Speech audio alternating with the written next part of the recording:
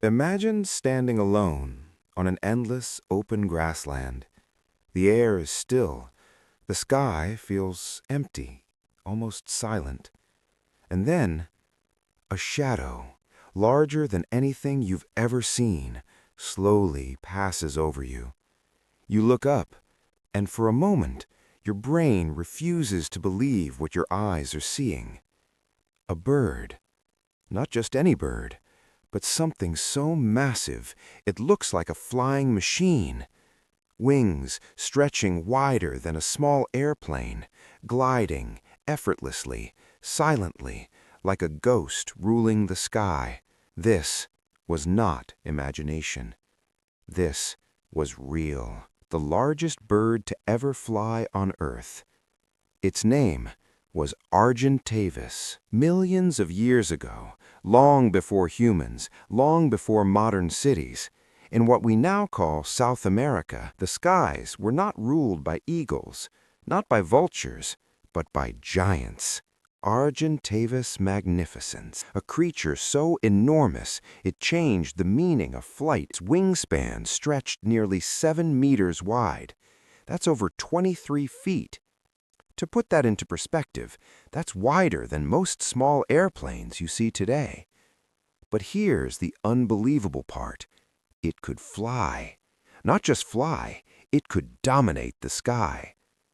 Now you might be thinking, how does something that big even stay in the air? The answer is intelligence. Argentavis didn't fly like modern birds. It didn't waste energy flapping its wings constantly, because honestly, at that size, flapping too much would have been impossible.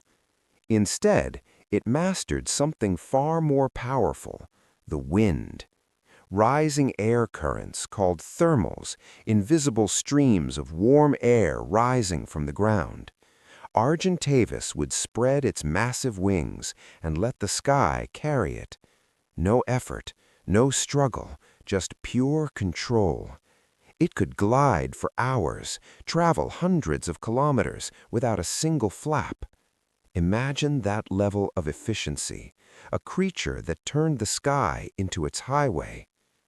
But there was one problem, a serious one: taking off. For a bird this size, the ground was dangerous. Argentavis couldn't just jump and fly like a crow. It needed the perfect moment. Strong wind, open space, sometimes even high ground like cliffs or slopes. It would face into the wind, spread its massive wings, and with a powerful push, launch itself into the air. If it failed, if the timing was wrong, it could be stuck on the ground, exposed, vulnerable. And in the wild, that could mean death. So what did this giant eat? Did it hunt like an eagle, chasing prey at high speed? Not exactly. Argentavis was smarter than that. It didn't waste energy on long chases. Instead, it watched, from high above, circling slowly, scanning the land below, waiting for weakness, for injury, for death. It was a scavenger, but also an opportunist. If it found a carcass, it would descend, using its powerful beak to tear through flesh. And if it saw a small or vulnerable animal, it wouldn't hesitate. In that moment, the sky's ruler became a silent hunter. Everything about Argentavis was perfectly balanced. Too heavy, and it couldn't fly. Too light, and it wouldn't survive. Every wind movement, every glide, every landing had to be precise, because one mistake, just one, could end everything. A bad landing, a broken wing, and the king of the sky would never fly again. And then, over time, something changed. The world evolved. The climate shifted. Ecosystems transformed. The conditions that once supported giants started to disappear. And slowly, Argentavis vanished.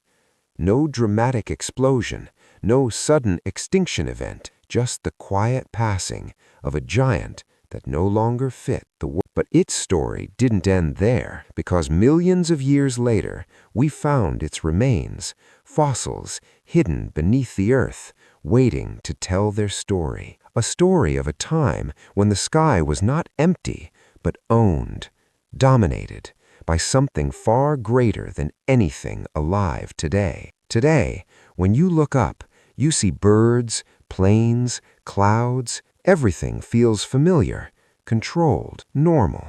But there was a time when looking up meant seeing something impossible, something massive, something silent, something that made you feel small, not because it attacked, but because it existed.